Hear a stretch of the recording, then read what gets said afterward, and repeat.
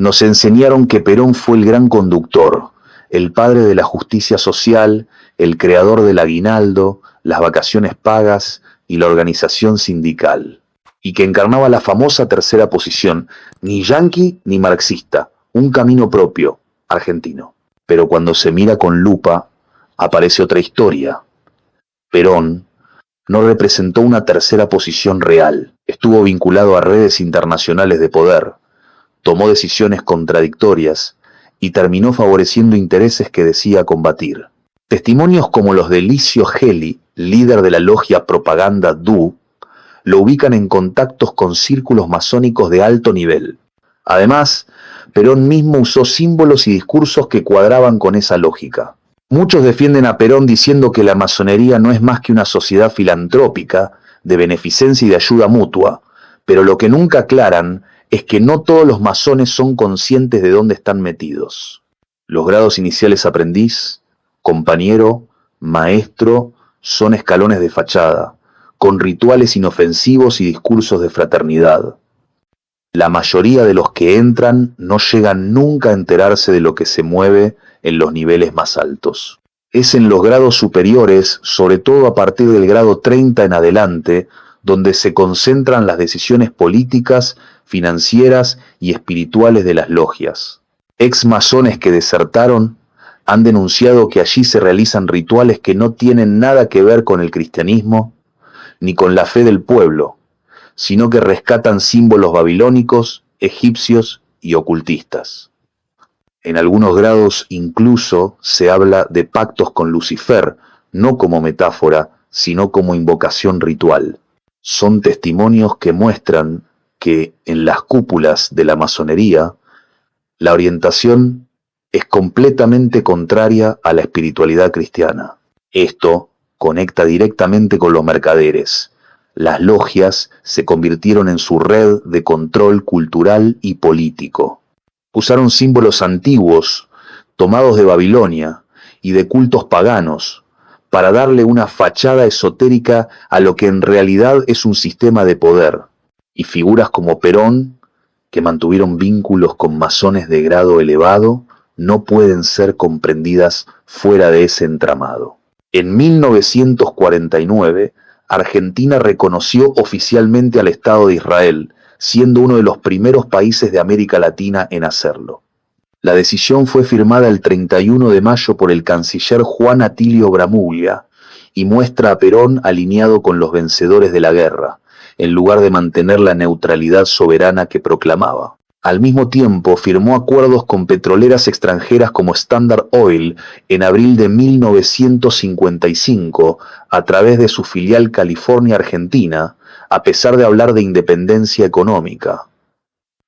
Sus vínculos con el capital financiero y con logias internacionales desmienten la idea de un nacionalismo auténtico. El poder sindical que consolidó con la CGT no fue una conquista social genuina, sino un mecanismo de control político. Los sindicatos se transformaron en estructuras burocráticas que usaron al trabajador como masa de maniobra, acumulando poder a costa de la verdadera representación obrera. Esa maquinaria sobrevivió a todos los gobiernos y hasta hoy funciona como un poder paralelo que negocia su conveniencia con quien esté en la Casa Rosada. Evita fue elevada a mito popular por el peronismo, pero su hermano Juan Duarte manejaba negocios turbios y favores desde la Secretaría Privada de la Presidencia. El supuesto suicidio de Duarte en 1953 fue señalado por muchos como un encubrimiento para tapar escándalos de corrupción y favores irregulares. La contradicción es evidente. El culto a la figura popular junto a redes de podredumbre en el corazón mismo del poder.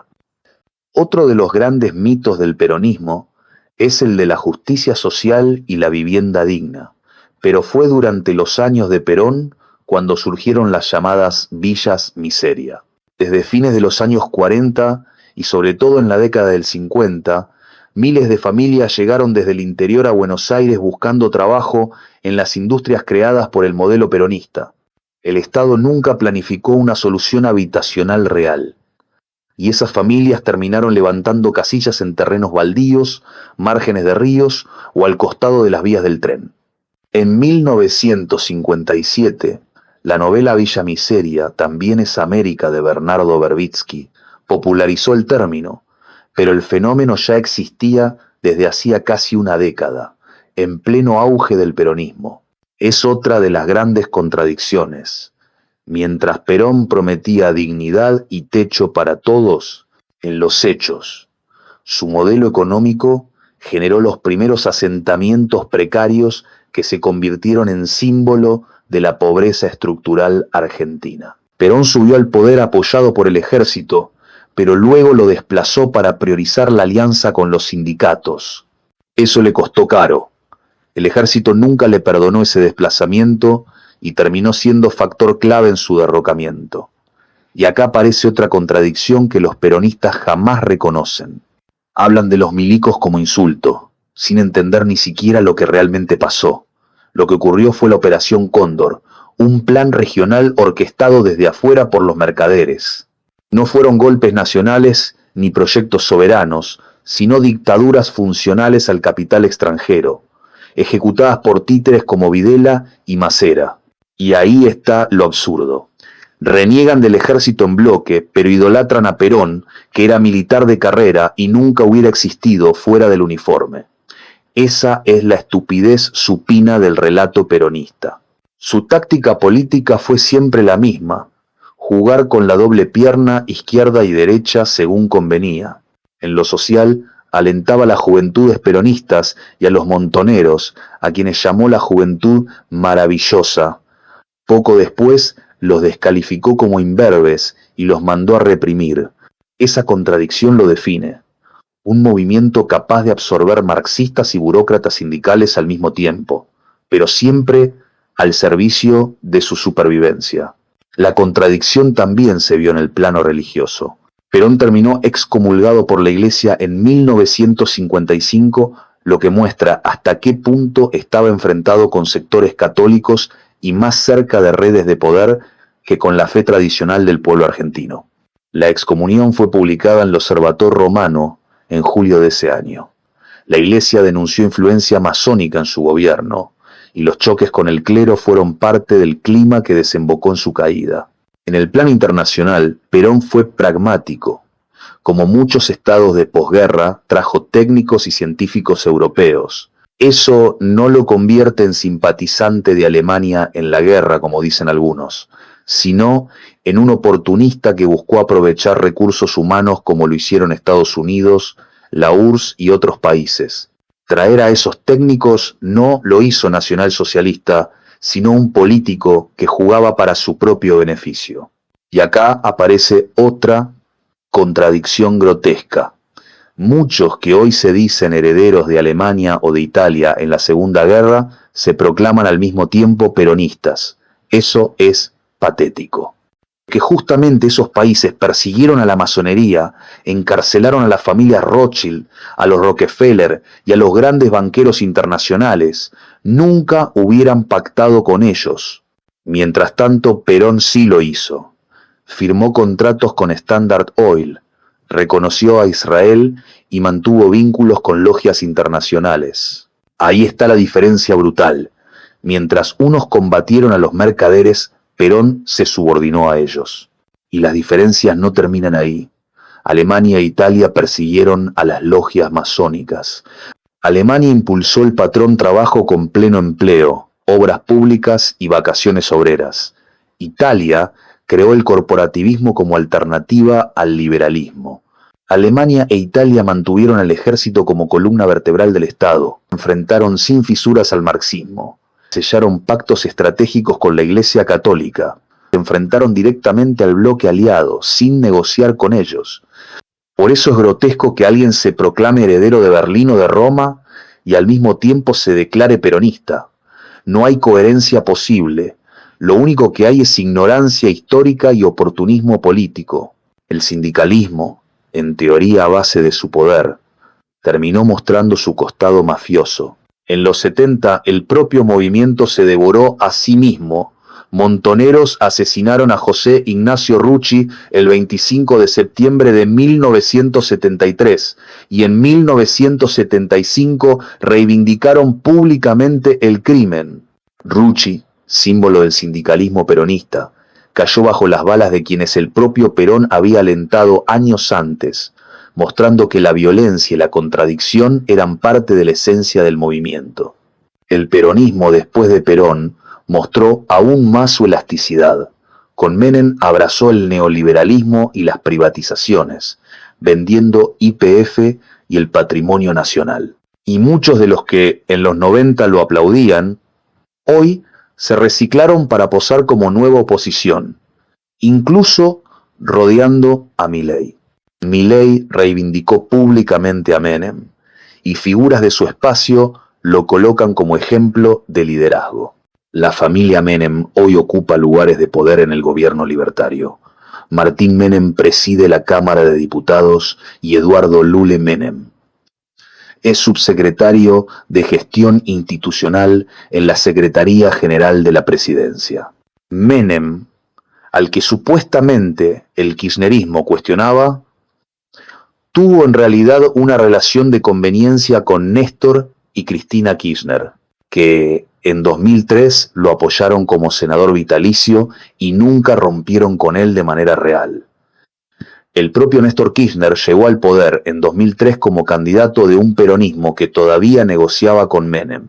En otras palabras, la supuesta renovación progresista nació atada a las mismas redes de poder que habían destruido la soberanía nacional en los 90. Con Néstor y Cristina, el relato se disfrazó de progresismo antiimperialista, mientras pactaban con organismos internacionales y pagaban al FMI. Con Massa volvieron a negociar con el fondo. Y con Kicillof, el relato progresista siguió igual. Más gasto, más dependencia y cero independencia real. El kirchnerismo reemplazó el patrón trabajo por el patrón clientelismo. Reventaron las arcas del Estado y regalaron planes para comprar votos, mientras el país entraba en una pobreza estructural que dejó a millones en la miseria. Cristina incluso reivindicó públicamente la masonería en 2012 en la Casa Rosada, brindando con ellos y hablando de un nuevo orden mundial. Y Néstor Kirchner también hizo referencias a símbolos masónicos en actos y discursos, reforzando que esa corriente siempre tuvo influencia en el movimiento. Guillermo Moreno es otro ejemplo de esta incoherencia. El mismo que gritaba contra empresarios, terminó condenado en la justicia por manipular el INDEC, destruyendo registros oficiales y mintiéndole al pueblo. En 2024 recibió 3 años de prisión condicional y 6 de inhabilitación, y en 2025 la Cámara de Casación confirmó la condena. No está preso porque la pena es condicional, no porque sea inocente. Y por si fuera poco, en video, con sus propias palabras, declaró estar a favor del Estado de Israel. ¿Cómo puede alguien proclamarse nacionalista y al mismo tiempo alinearse con un Estado creado y sostenido por las potencias del capital financiero internacional? La contradicción es brutal, y cuando alguien intenta excusarlo, los hechos lo sepultan. La condena está firme, la destrucción de registros está probada, y su declaración pro-Israel está grabada. Algunos dirán que fue perseguido políticamente, pero la condena fue confirmada por casación, no es invento. Otros dirán que todos manipulan estadísticas. Sin embargo, Moreno fue condenado penalmente por destruir registros del Estado, y cuando dicen que lo hacía para defender al pueblo, la respuesta es simple. Mentir con los precios y el IPC no es defender, es traicionar. Santiago Cunio se presenta como alternativa, criticando masones e ingleses, pero al mismo tiempo reivindica a Perón, grado 33, y posa con la bandera de Rusia detrás, mientras se rodea de sindicalistas con prontuario. Habla de confederación como si fuera la gran salida argentina, sin comprender que la confederación misma fue un invento de las logias. El presidente de aquella confederación fue nada menos que Justo José de Urquiza, miembro activo de la masonería en Entre Ríos. Su nombre figura en registros de logias y fue reconocido como referente masón en su provincia. Bajo su mando se sancionó la Constitución de 1853, escrita bajo la influencia de masones como Juan Bautista Alberdi y Salvador María del Carril. La Confederación, lejos de ser un proyecto de soberanía auténtica, estuvo conducida desde el principio por masones de alto rango y subordinada a intereses británicos y mercaderes internacionales. El propio federalismo argentino, que muchos hoy idealizan, no fue más que una construcción masónica para fragmentar, dividir y subordinar a las provincias. Y hasta los símbolos patrios que se usaron en aquella etapa llevan esa marca. El sol de mayo de la bandera argentina, que se usó también en tiempos de la Confederación, proviene de un símbolo solar con raíces esotéricas y fue adoptado con el aval de dirigentes ligados a logias. No es casualidad. La masonería dejó su huella hasta en la identidad nacional. Y por eso no hay que aferrarse ciegamente a una bandera, porque ya varios países han cambiado la suya a lo largo de la historia. Aquellos que descubrieron la farsa de los mercaderes se animaron a modificar sus símbolos, entendiendo que la verdadera soberanía no está en un emblema impuesto, sino en la coherencia política y en la independencia real. La Confederación fue, históricamente, la herramienta para debilitar a los pueblos y abrir la puerta a la influencia británica y a los mercaderes internacionales. Y hoy, cuando alguien como Cunio la reivindica, sin saberlo, repite un libreto escrito hace más de un siglo en los templos de la masonería. Y no solo Cunio cae en esa incoherencia, también figuras como Alejandro Biondini, que se presentó como tercera posición en Argentina, terminaron atrapadas en la misma trampa. ¿Cómo puede alguien proclamarse heredero de una doctrina nacionalista y al mismo tiempo declararse peronista? Perón, con sus vínculos masónicos, su reconocimiento a Israel y sus pactos con mercaderes, fue lo opuesto a la verdadera tercera posición. Pero esta contradicción tiene una explicación. Todos se escudan en el peronismo porque saben que declararse abiertamente de tercera posición real te condena. El sistema de medios manejado por los mercaderes automáticamente te etiqueta como enemigo. Eso ya le pasó al propio Biondini en el programa de Chiche Helblum, donde lo ridiculizaron y lo demonizaron por decir lo que no se podía decir. Por eso terminan volviendo a la muleta del peronismo, porque les resulta un paraguas aceptable para no ser perseguidos. Pero en ese acto de cobardía política se demuestra que no entendieron nada. La tercera posición no era un eslogan ni un disfraz electoral, era una convicción total, imposible de reconciliar con Perón y su doble juego. La tercera posición real exige coherencia entre palabra y acto, ruptura con la masonería, con el capital financiero y con el marxismo. Perón la invocó, pero en los hechos nunca la practicó. Los marxistas también han encontrado refugio en el peronismo. Desde montoneros en los 70 hasta intelectuales de izquierda en la actualidad, todos supieron que el movimiento les ofrecía estructura sindical y llegada al Estado. El peronismo funcionó como caballo de Troya del marxismo en Argentina, abriendo puertas a quienes decían combatir el sistema mientras pactaban con él. En definitiva, Perón no representó la verdadera tercera posición. Esa idea se intentó desarrollar en algunos países europeos, donde se proclamó la ruptura con la masonería, el capital financiero y el marxismo. Aquí se convirtió más en relato que en práctica. El peronismo nunca fue una tercera posición coherente. Fue, y sigue siendo, un instrumento del poder internacional que usa la bandera de la justicia social como disfraz, mientras responde a los mercaderes que manejan los hilos del mundo. Esto es La Voz Prohibida. Suscríbete y activa la campanita, porque lo que viene no te lo van a contar en la tele.